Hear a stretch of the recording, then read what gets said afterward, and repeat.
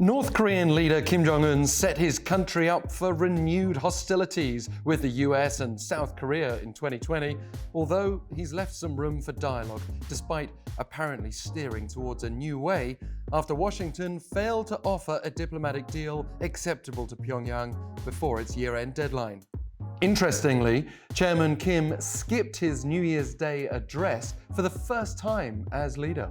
That might have indicated some uncertainty in his new way, but we still got a speech from him at a ruling party meeting that closed on Tuesday after an unusually long run of 4 days. Kim said he sees no reason to stick to his commitment to suspend nuclear and ICBM tests, accusing the US of abusing denuclearization talks for its own political interests.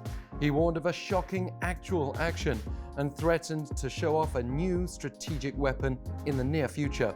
Even so, he still appeared to leave room for negotiations, saying how much the North will bolster its nuclear deterrent will be properly coordinated depending on the US future attitude. So, where does that leave us?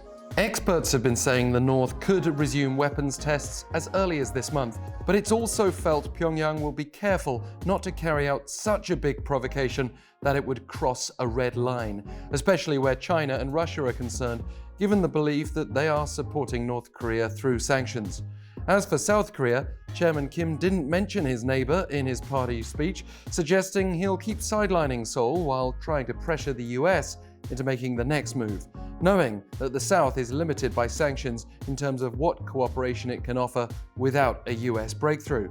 So, should the US compromise, or should Seoul and Washington be seeking their own new way, apart from denuclearization dialogue?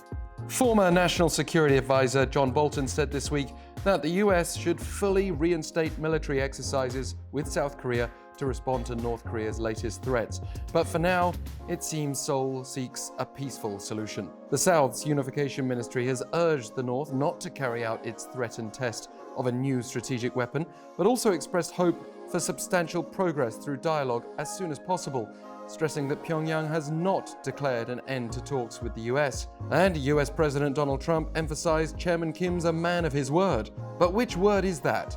2018's promise to denuclearize, or this week's vow to unveil a new strategic weapon?